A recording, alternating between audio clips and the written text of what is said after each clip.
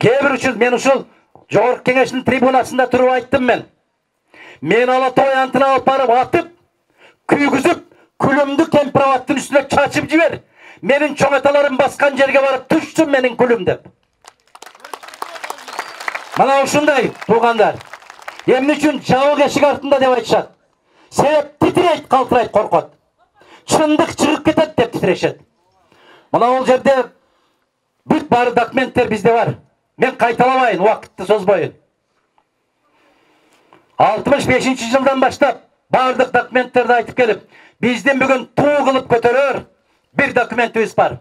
75-жылы Кемпироват курулушу боюнча Өзбекстан менен коюлган келишимдердин бүтүндөй баарын жокко чыксын деген чечими бар Кыргызстандын. Бүттү ошол закон. Андан беркисинде эч нерсе жок. Анан азыркылар айтат, Усубалиев күнөөлүү экен, Сүйүнбаев күнөөлүү экен, Разаков күнөөлүү экен. Алардын жасаган ишинин 1000-ден 1 жасай албайт азыркылар. Мен кечеде айттым, аларга тил тийгизбе. Алардын тиешеси жок. Алар өтүп кеткен, алар сага жооп бере албайт. Силердей сабатсыз бул өлкөдө бул бийлик болгон эмес бул элдин үстүндө. Биздин сабатыбыз жоюлган. Кагаздарды көргөнбүз, билебиз. Мына азыр Акыл Айтбаев картадан көрсөтүп берди. Кандай чек менен чектелген, ошол чек кыйшаюусуз калган. 91-жылы Алматы декларациясында кол коюлган. 92-жылы Өзбекстанда бул баягы чегаралар боюнча маселеге чекит коюлган. Минскиде акыркы чекит ошол жерден коюлган. Ар бир таш, ушул мамлекетте турган таш, ошол мамлекеттин ташы. Ошол мамлекетте турган самолет, учак, ошол мамлекеттин учагы. Мамлекетте турган танка, мамлекеттин танкасы деп койгон. Бүттү, андан башка маселе жок. Эртеден кечке чейин КТР деген бир КТР, бул оңолбогон КТР бул. Регион аланын баласы болуп калды азыр, өгөй баласы ошол. Тиги ЛТР бүтүндөй баш болуп эртеден кечке чейин калп, кечке калп. Мына Канышайым Баракелди Мамыркулова. Мына ушул кыз Бишкектен ар бир пикир көз караштарды тынбай чагылдырып тургандыгы үчүн ошол КТГлардын анамокаттары өтпөй атат. Себеп эл сиздер альтернативдүү башка маалымат алып атасыздар.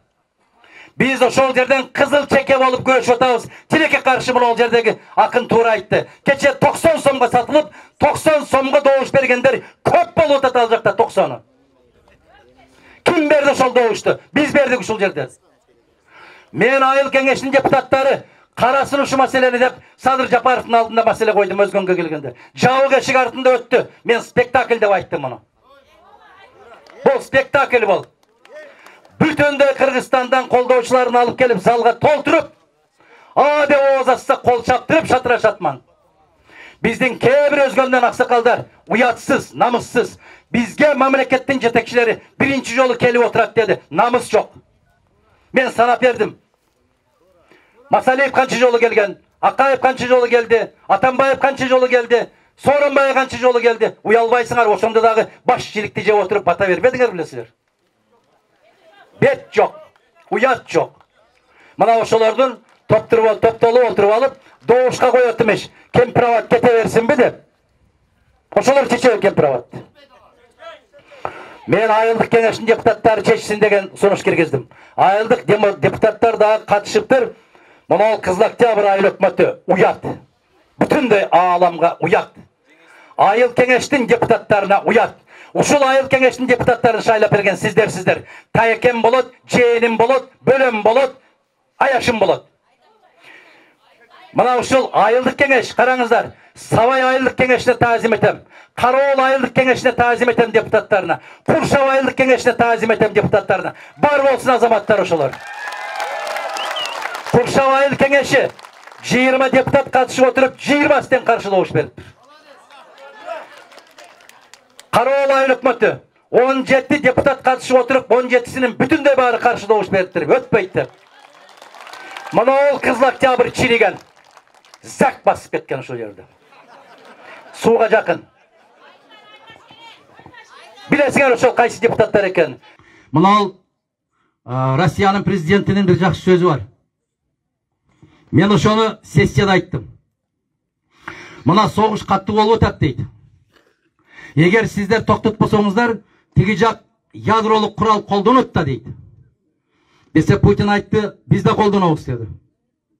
Анда аалам жок болуп кетет го десе, Путиндин сөзү бар. Угуңуздар. Угуңуздар айрыкча ушул Тогуз булактын жигиттери мен деген азаматтар. Россия жок ааламдын мага эмне кереги бар деди. Мен сиздерге айтайын.